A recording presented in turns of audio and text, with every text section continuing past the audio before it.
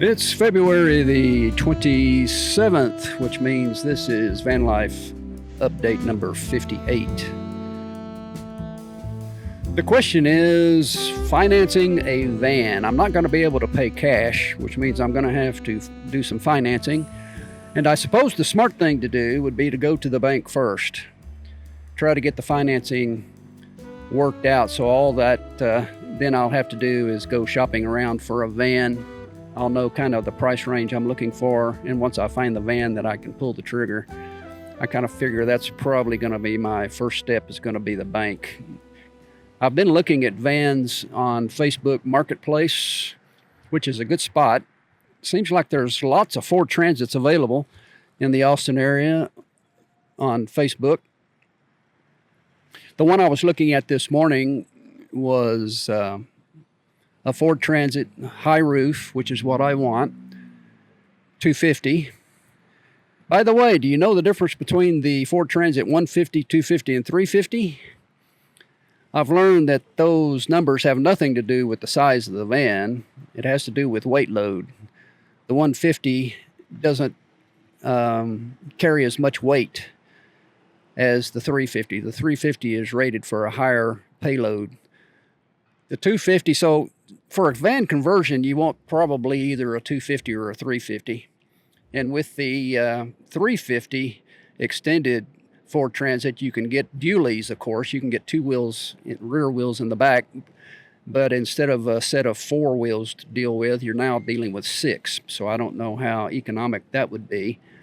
But the best case scenario would be a high roof extended 350. That would be the best case scenario.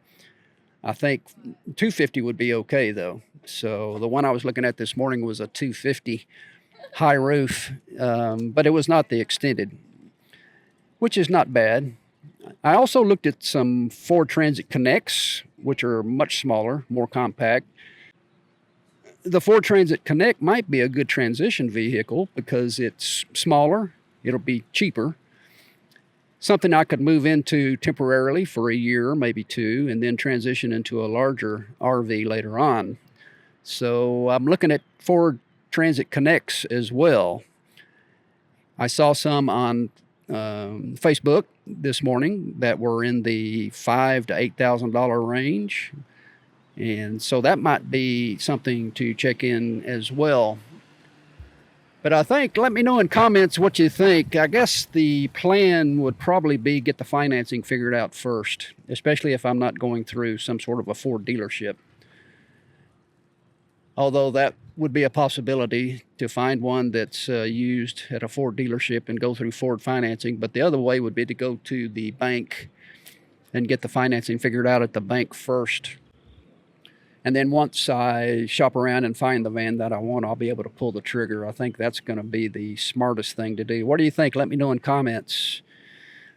And I think in terms of buying what I really would like to do, since I'm not going to be able to buy brand new, I'm not going to spend $60,000 on brand new. I think if I go used, I think I would be perfectly happy with my first van purchase being in the $15,000 range. So I've got to come up with $15,000 either through financing or a good lump sum cash down payment. So that's what I'm looking in the $15,000 range, because if I get below 10 grand on a older model Transit, you're looking at 200,000 miles. These used vehicles are just outrageous. I mean, I saw one on Facebook that wanted $12,000 and it had 225,000 miles on it. And I'm not going to pay $12,000 for a 8-year-old van that's got 225,000 miles on it. That just, to me, doesn't make any sense. Not for traveling in, not for being a van lifer. I'm looking for something a little nicer. I'm going to have to bump the price up to probably 15 grand to get into the range that I want. Looks like going to the bank is going to be the way to go. Go to the bank first, figure out the financing, and then start looking seriously so that I can find the van that I want and pull the trigger. That's what I've been doing this morning. I'll continue to work on my funding guide. I'll be looking for temporary work. If you know of any remote work available, jump in the comments and let me know. Some of you van lifers are working on the road. If you're working for a good company and you're doing some good remote work from your van, let me know.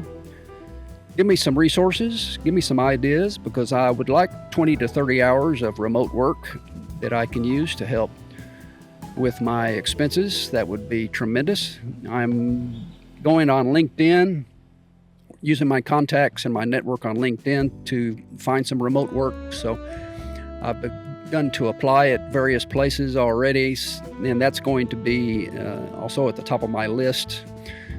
So in terms of priorities right now, what we're dealing with is finding remote work, then going to the bank and getting some financing set up, and then by the summer, find the van and pull the trigger and get started. That's my plan. That's today's update. Hope you guys are having a good day. Go out and have a good day, and we will see you tomorrow for another van life update. It'll be 59. We're approaching our 60th daily update. How exciting.